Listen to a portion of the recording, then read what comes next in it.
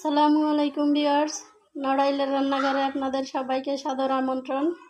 দেখুন, আজ আমি আপনাদের সামনে খুবই সুস্বাদু এবং ইউনিক একটা নাস্তার রেসিপি নিয়ে হাজির হয়েছি। আমি এক টুকরো মুরগির বুকের মাংস নিয়েছি। বুকের অর্ধেকটা একটা ফালা নিয়েছি। এটাকে প্রথমে আমি সিদ্ধ করে নিয়েছি লবণ আর হলুদ দিয়ে। এখন এটাকে আমি হাত দিয়ে ছিঁড়ে ছিঁড়ে টুকরো করে নিচ্ছি। এটা একটু আঁশ থাকলে খেতে মজা লাগবে, যেহেতু এটা দিয়ে আমি চিকেন পেঁয়াজও তৈরি করব। চিকেন পেঁয়াজও, এই মুরগির মাংস পেঁয়াজ এবং ভিতরে আমি একটা আলু দিয়ে দিব।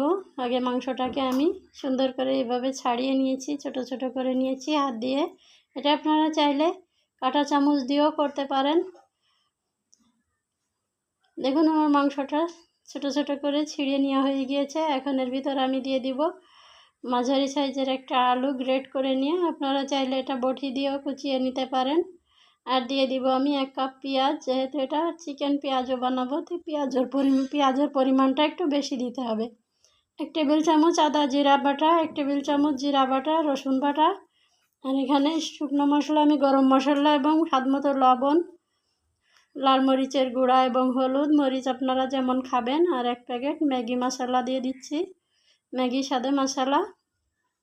এটা দিলে স্বাদটা অনেক ভালো হবে। আর এখানে আমি 1/2 চা চামচ গোলমরিচের গুঁড়া এবং কয়েকটা কাঁচা মরিচ কুচি করে দিয়েছি। এটাকে এখন হাত দিয়ে সুন্দর করে একটু মেখে নিতে হবে। এটা হাত দিয়ে মেখে নিলে পেঁয়াজ এবং মাংস আলুগুলো সব মিক্সড হয়ে যাবে মশলার সাথে। সুন্দর করে এটা হাত দিয়ে মেখে নিয়ে এর ভিতর বাইন্ডারের জন্য আমি দিয়ে দিব বেসন। এখানে আমি 1/2 কাপ বেসন দিয়েছি। আর দিয়ে দিব কর্নফ্লাওয়ার, 1/3 কাপ কর্নফ্লাওয়ারটা দিলে এটা খেতে কিন্তু খুবই সুস্বাদু হবে, মুচমুচে হবে, অনেকক্ষণ এটা মুচমুচে থাকবে। এখন দেখুন, অল্প অল্প করে একটু পানি দিয়ে দিব, যতটা প্রয়োজন। পানিটা অতিরিক্ত দিলে এটা লেটকে যাবে, এর জন্য পানিটা আস্তে আস্তে দিতে হবে।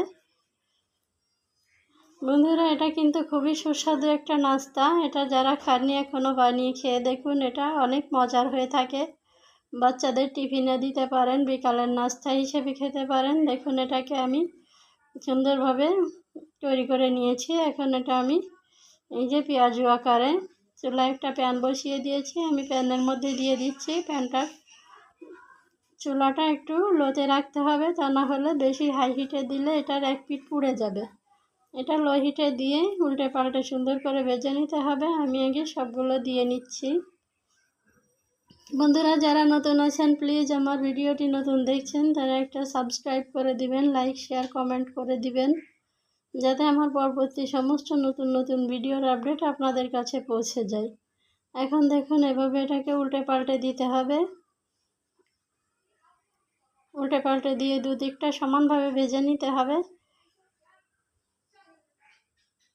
আর এটা দেখুন, এটা দেওয়ার পরে তেলের ভিতর থেকে কিন্তু ফুলে বেশ বড় বড় হয়ে গিয়েছে। এখন এটা গোল্ডেন ব্রাউন করে আমি ভেজে নিয়েছি। এটাকে এখন আমি তুলে নিব।